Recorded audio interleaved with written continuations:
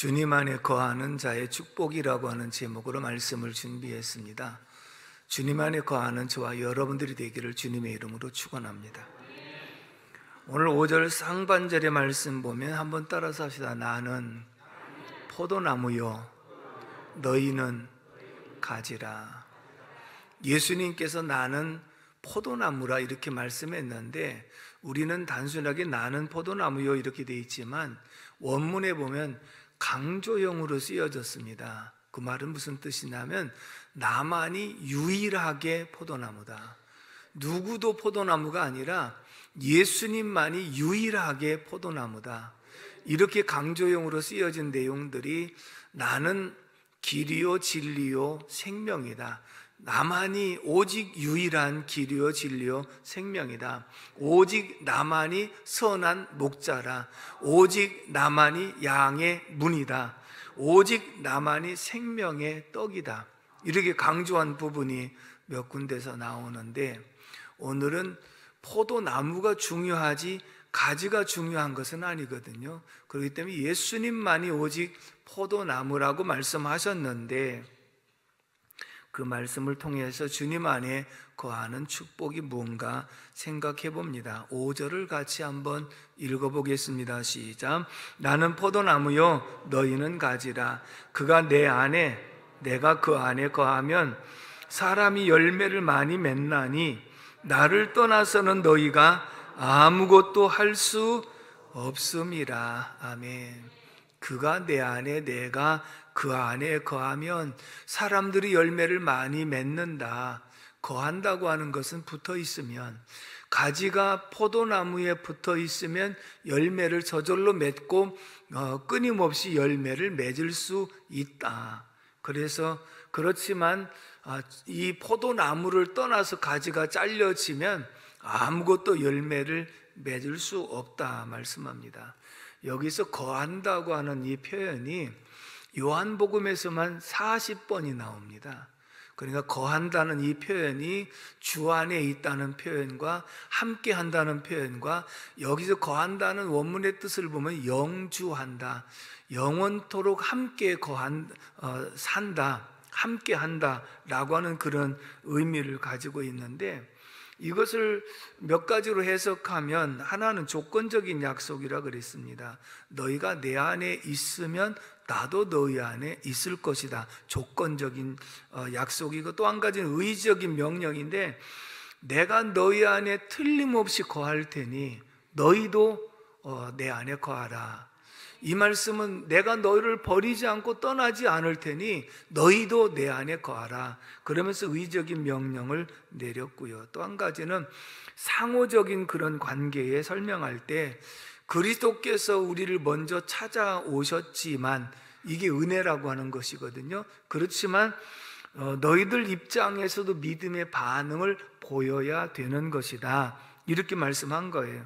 그 말은 우리가 주님을 선택을 먼저 한 것이 아니라 주님이 우리를 먼저 선택해 주셨고 주님이 우리를 먼저 불러주셨고 우리에게 먼저 다가와 주셨다. 그러면 주님 감사합니다. 나 같은 죄인에게 은혜를 베푸시고 도와주신 거 감사합니다 하는 감사와 믿음의 반응이 있는 것이 주님 안에 거하는 것이다. 이렇게 말씀을 하고 있습니다. 결국은 주님 안에 거하면 가지가 이 포도나무에 붙어 있을 때 이 나무로부터 수분도 공급받고 영양도 공급받아서 열매를 저절로 맺어나가는 이러한 모습을 소개하면서 그럼 주님 안에 거하는 자의 축복은 무엇인가? 첫 번째는 3절에서 4절을 같이 읽어보도록 하겠습니다. 3절 시작. 너희는 내가 일러준 말로 이미 깨끗하여졌으니 내 안에 거하라. 나도 너희 안에 거하리라. 가지가 포도나무에 붙어 있지 아니하면 스스로 열매를 맺을 수 없음같이 너희도 내 안에 있지 아니하면 그러하리라. 아멘. 따라서 합시다. 구원의 축복.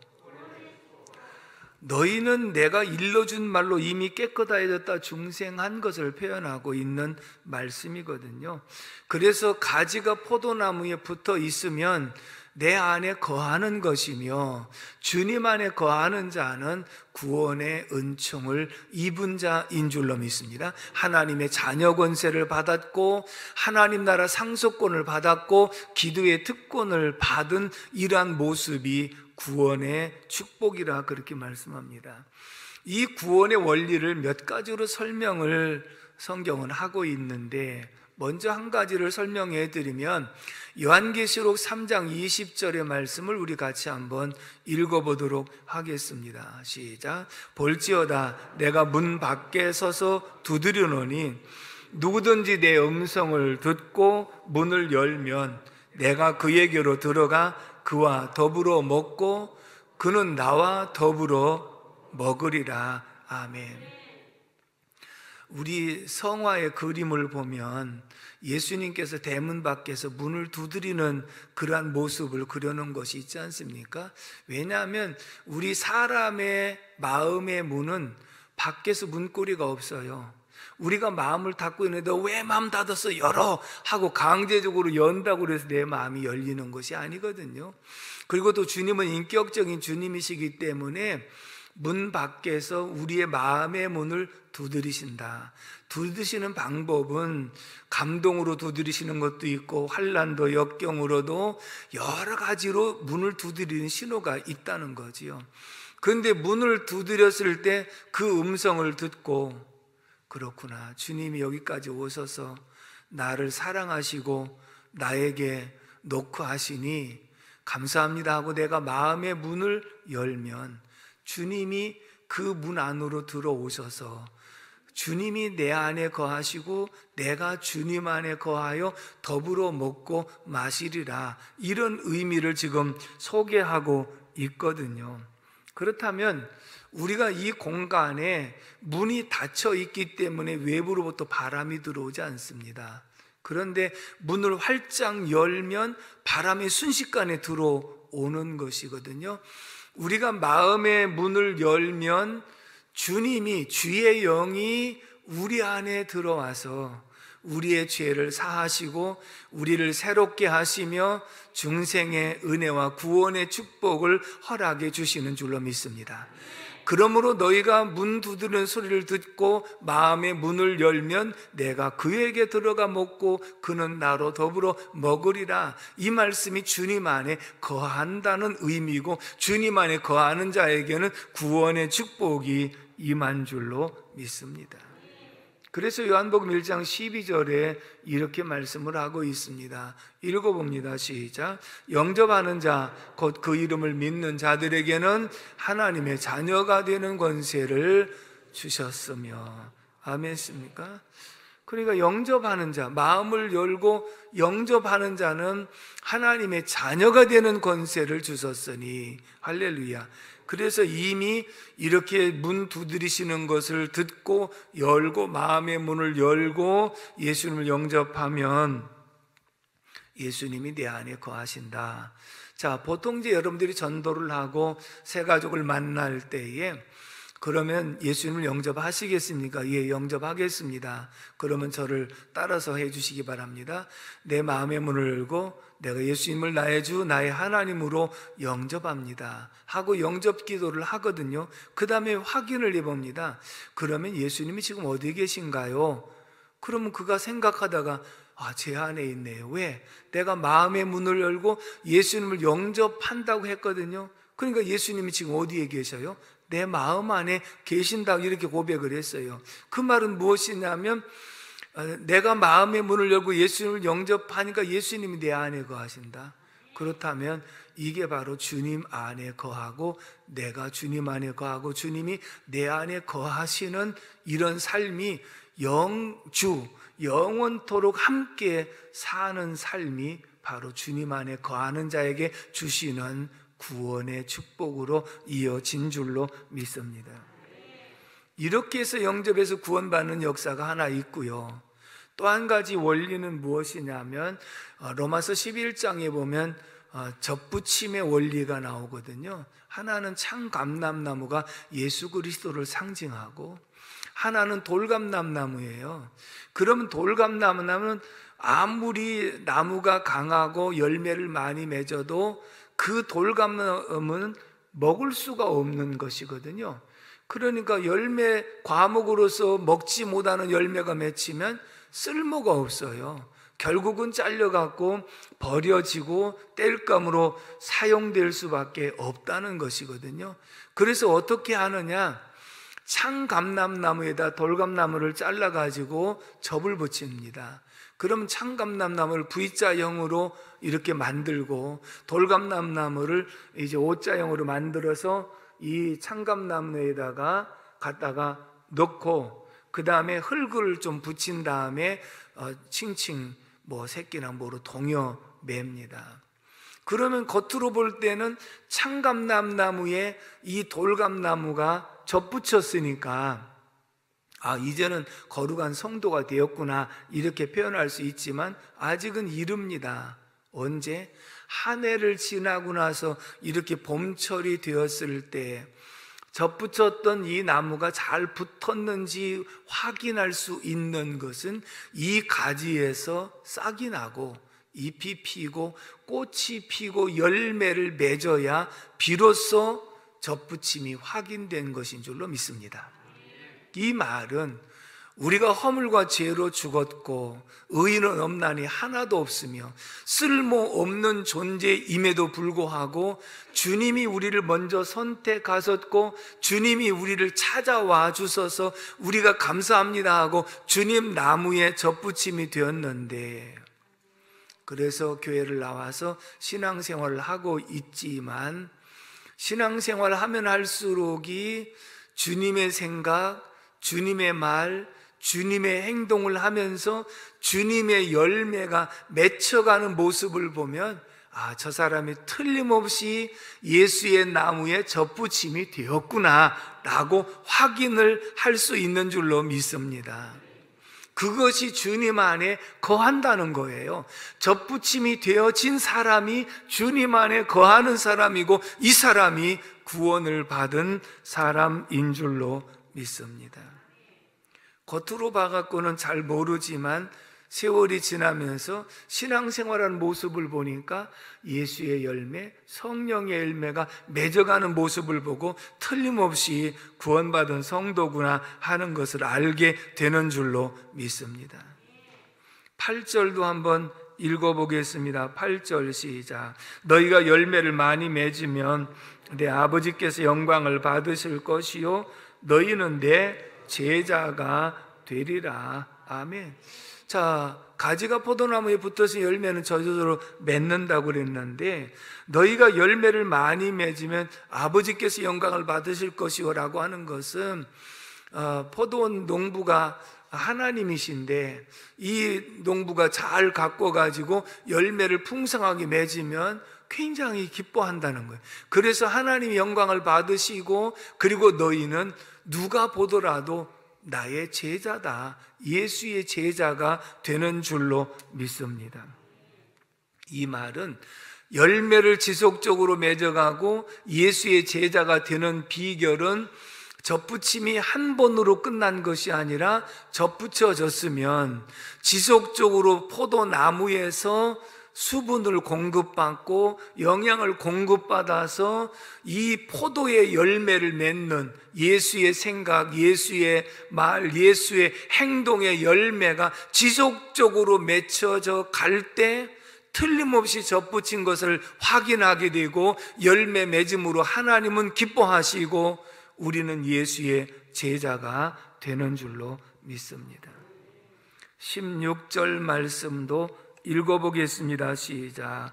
너희가 나를 택한 것이 아니요 내가 너희를 택하여 세웠나니 이는 너희로 가서 열매를 맺게 하고 또 너희 열매가 항상 있게 하여 내 이름으로 아버지께 무엇을 구하든지 다 받게 하려 함이라. 아멘. 너희가 나를 택한 것이 아니요 내가 너희를 택하여 세웠다.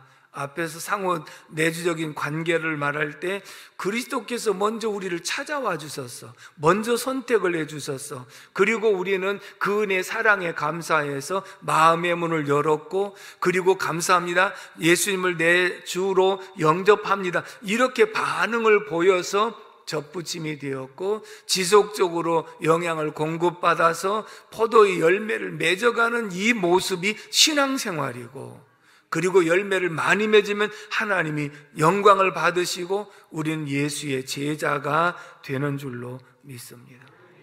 로마서 10장 10절에서 이렇게 말씀을 합니다. 읽어봅니다. 시작. 사람이 마음으로 믿어 의에 이르고 입으로 시인하여 구원에 이르느니라. 사람이 마음으로 믿어 의에 이른다고 하는 것은 주님이 찾아와 주셨고 주님이 문을 두드려 주셨고, 그래서 주님 감사합니다, 제가 주님을 영접합니다 하고 마음으로 받아들였더니 마음으로 믿어 의에 이르고 입으로 시인하여 구원에 이르느니라. 그래서 구원의 축복이 임한 줄로 믿습니다.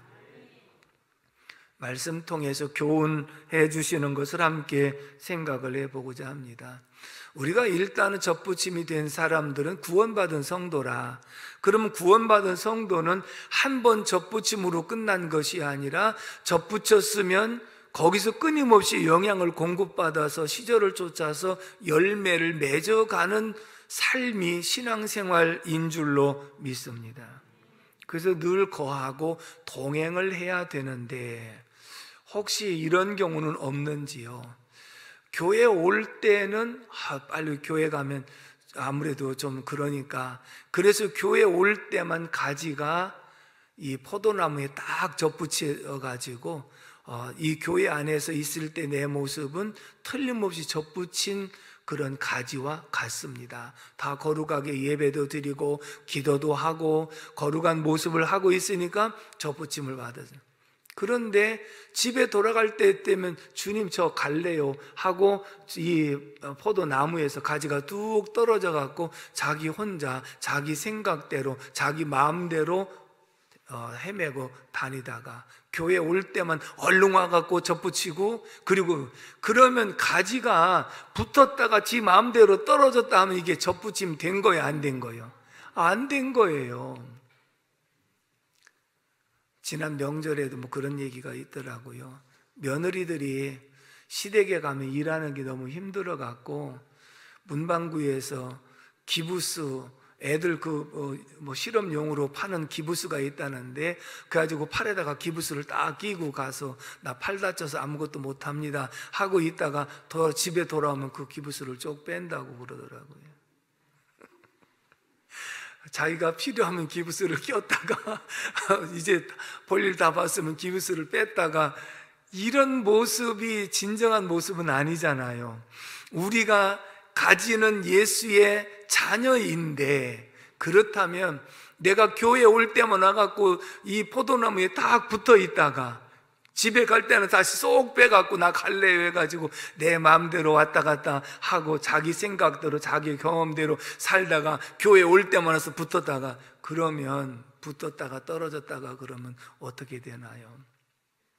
씨앗을 뿌렸는데 왜 싹이 안 나는가 하고 다시 헤쳐봤다가 아직도 안 났네, 다시 덮어놨다가 그러면 씨가 골아갖고 싹도 안 나요.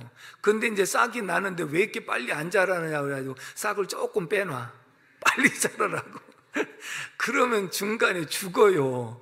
그러니까 우리의 신앙이라고 하는 것은 주님 안에 거한다는 것은 영주한다, 영원히 함께 한다는 거예요. 내가 주님을 영접했으면 주님과 영원히 함께 하는 거예요. 이것이 신앙생활이고 구원의 역사, 구원받은 확신이지, 자기 마음대로 붙었다 떨어졌다 하는 신앙생활이 돼서는 안 된다. 그렇다면 우리가 구원받은 성도라도 실수와 허물이 있을까요, 없을까요? 있어요. 있어요, 분명히. 그럴지라도 주님을 영접한 그 중심에는 변함이 없어야 되는 것이고, 주님께서 우리에게 긍휼을 베푸시고 우리가 잘못했다고 회개할 때 사함도 주시기 때문에 근본적인 가지가 나무에 붙어있는 이 근본만큼은 변함이 없는 줄로 믿습니다.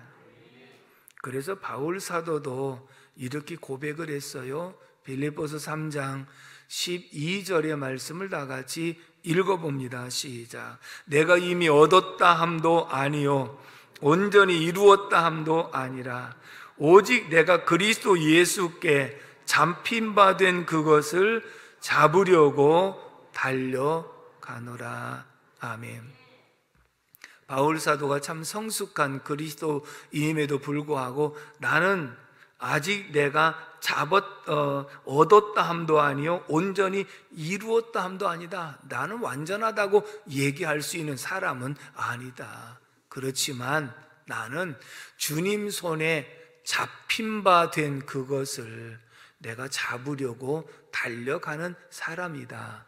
그러면 구원은요, 내가 붙잡은 손으로 구원을 얻는 것이 아니라 주님이 선택하시고 주님이 찾아오신 그 손으로 우리를 붙잡아 주었고 우리는 마음을 열고 예수를 영접함으로 구원을 얻은 줄로 믿습니다.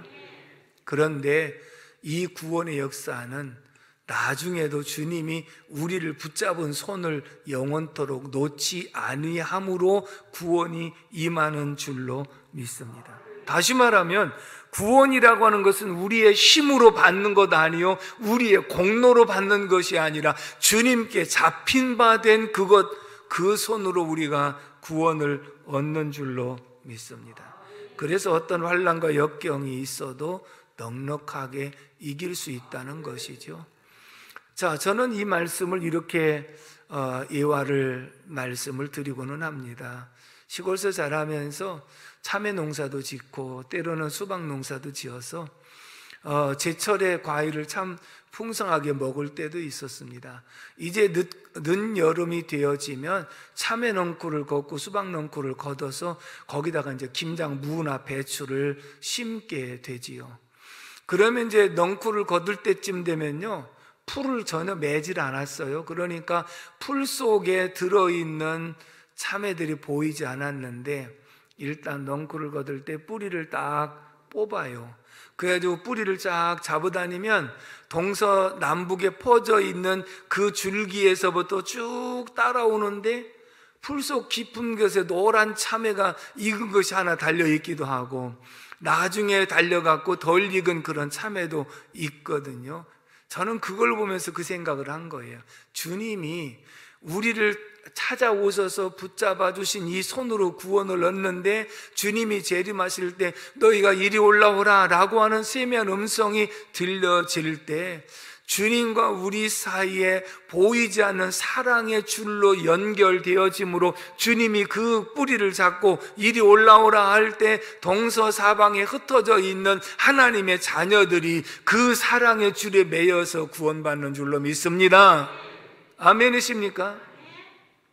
그렇다면 우리가 주님 포도나무에 붙어 있기만 하면 창 감람나무에 접붙여서 그곳에서 싹이 나고 열매 맺는 이러한 모습을 볼 때 주님 안에 거하고 있기만 하면 주님이 붙잡으신 손으로 우리를 반드시 구원해 내시는 줄로 믿습니다. 그래서 로마서 8장 37절에서 이렇게 말씀합니다. 읽어봅니다. 시작. 그러나 이 모든 일에 우리를 사랑하시는 이로 말미암아 우리가 넉넉히 이기느니라. 우리 힘으로 환난과 핍박을 이기는 것이 아니라 우리를 사랑하시는 이로 말미암아 넉넉히 이기느니라. 할렐루야. 그러면서 8장 39절도 읽어보도록 하겠습니다. 시작. 높음이나 깊음이나 다른 어떤 피조물이라도 우리를 우리 주 그리스도 예수 안에 있는 하나님의 사랑에서 끊을 수 없으리라. 아멘이십니까? 주님이 붙잡은 손에서 누구도 끊을 수가 없어. 주님의 사랑의 줄에서 누구도 끊을 수가 없어. 그래서 한 번 구원은 영원한 구원이고 한 번 주님 안에 거하는 사람은 주님이 내 안에 거하시기 때문에 영원토록 구원받은 하나님의 자녀가 되는 줄로 믿습니다. 마지막에 두 번째 7절의 말씀을 다 같이 읽겠습니다. 7절 시작. 너희가 내 안에 거하고 내 말이 너희 안에 거하면 무엇이든지 원하는 대로 구하라. 그리하면 이루리라. 아멘. 따라서 합시다. 기도 응답의 축복. 아멘이십니까? 구원받은 성도는 하나님의 자녀 권세를 받았고 기도의 특권을 받았어요. 기도의 특권을 이런 겁니다. 학교 앞에서 서 있는데 아저씨 나 3만 원만 주세요. 모르는 아이가 와서 달라면 줘야 안 줘요? 인심도 좀 그렇지요? 그럼 여러분들 자녀가 와서 엄마 나 지금 3만 원 필요한데 그러면 줘야 안 줘요? 아이고 많이도 주네. 내 자녀가 아니면 줄 수가 없는 거예요. 내 자녀니까 주는 거예요. 마찬가지로 하나님 안에 거하는 자녀는 무엇이든지 원하는 대로 주겠다, 하나님이 약속을 하신 줄로 믿습니다. 그런데 단서가 붙었어요. 너희가 내 안에 거하고 내 말이 너희 안에 거할 때, 연합되고 하나 되었을 때 무엇이든지 원하는 대로 구하면 이루리라 보장이 약속이 되어 있거든요. 오늘 보면 16절도 한번 읽어보겠습니다. 16절 시작. 너희가 나를 택한 것이 아니요 내가 너희를 택하여 세웠나니 이는 너희로 가서 열매를 맺게 하고 또 너희 열매가 항상 있게 하여 내 이름으로 아버지께 무엇을 구하든지 다 받게 하려 함이라. 아멘.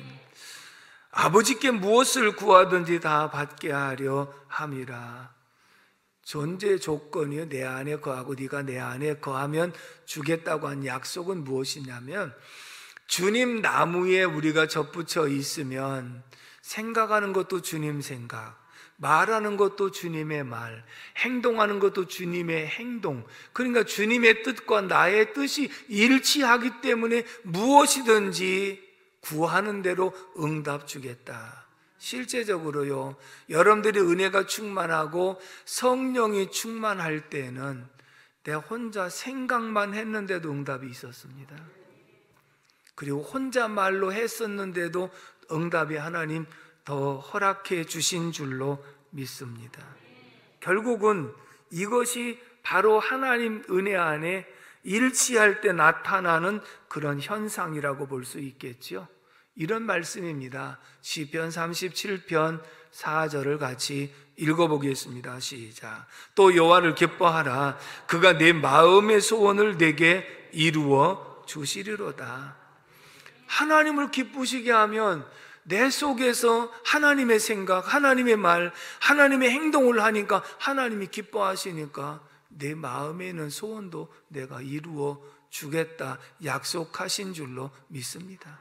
그러므로 주님 안에 거하는 자에게 기도의 응답의 축복이 임한다는 것을 보여주고 있지요.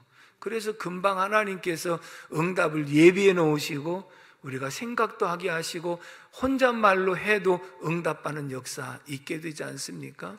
우리가 두 날개 할 때에 김성근 목사님이 혼잣말로 애들이 통닭을 먹고 싶었다는 거예요. 근데 통닭을 사줄 만한 형편이 안 될 때, 그래서 미루고 나서 혼자 서재에서 생각하기를, 하나님 저로 하여금 더 비참하지 않게 해주세요. 혼잣말로. 애들이 통닭 먹고 싶다는데 그거 하나 사줄 돈이 없는 것을 생각하니까 아버지로서 너무 좀 비참합니다. 좀 비참하지 않게 해주세요. 그랬더니 조금 있다가 띵동 했는데 청년들이 와갖고 통닭 2마리를 사갖고 왔다. 혼잣말로 한 거예요. 하나님 나 더 이상 비참하지 않게 해주세요. 그런데 통닭을 사갖고, 누가 청년들이 사올 걸 생각이나 했어요? 하나님 그렇게 예비하셨다가 주신 것은, 우리가 주님 안에 거하면서 주님과 동행하고 주님이 기뻐하신 일을 감당하려고 할 때 하나님 우리의 필요한 것을 아시고 응답해 주시는 하나님이신 줄로 믿습니다. 왜냐하면 성령은 아버지의 생각을 통달하셔서 아신다, 이렇게 말씀합니다. 로마서 8장 36절을 먼저 읽어보겠습니다. 시작. 이와 같이 성령도 우리 연약함을 도우시나니 우리는 마땅히 기도할 바를 알지 못하나 오직 성령이 말할 수 없는 탄식으로 우리를 위하여 친히 간구하시느니라. 성령이 우리 연약함을 먼저 아시고 도우시면서 우리가 마땅히 기도할 바를 알지 못하는데도 성령이 말할 수 없는 탄식으로 간구해서 우리 기도할 바를 알게 하셔서 응답을 받게 하신다는 약속인 줄로 믿습니다. 8장 27절도 읽어보겠습니다. 시작. 마음을 살피시는 이가 성령의 생각을 아시나니 이는 성령이 하나님의 뜻대로 성도를 위하여 간구하심이라. 성령은 아버지의 뜻대로 간구하시기 때문에 성령이 우리 연약한 것도 도우시고 우리가 마땅히 빌 바를 알지 못하지만 하나님의 뜻대로 간구해 주시고 그래서 기도의 응답은 반드시 받게 되어 있는 줄로 믿습니다. 그러므로 우리가 해야 될 일은 무엇이냐? 영원토록 주님 안에 거하는 것이다. 내가 한번 주님을 영접했으면 어떤 상황에도 끝까지 주님 모시고 살아가는 이 삶이 영주하는 삶이 되어지는 줄로 믿습니다. 그래서 구원의 축복이 임하게 되고 기도의 응답의 축복이 임하게 되는데 찬송에도 주 안에 있는 나에게 뭐가 있어요? 딴 근심이 있으랴. 폭풍까지도 다스리시는 주의 영원한 팔 의지에, 폭풍까지도 어떤 환난 역경이 와도 내가 주님 안에 안전한 포구에 들어가 있으면 모든 것은 주님이 다 책임져 주시는 줄로 믿습니다. 어린아이들이 아프거나 위험한 일을 만나면 엄마하고 달려서 엄마 품 안에 안기면 모든 것이 끝나는 거예요. 나머지는 엄마가 다 책임져 준다는 것이죠.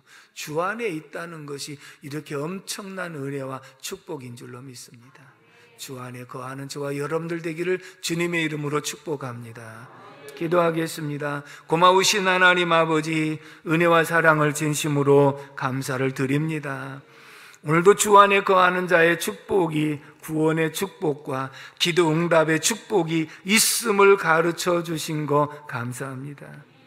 창감람나무에 돌감나무 같은 우리들이 접붙임이 되었지만 온전하게 붙어서 영양을 공급받고 풍성한 열매를 맺어 하나님을 기쁘시게 하며 예수의 제자가 되게 하여 주시옵시고 날마다 주님과 동행하는 삶 속에 놀라운 은혜와 축복이 임하게 하여 주시옵소서. 감사하고 예수님의 이름으로 기도 올리옵나이다. 아멘.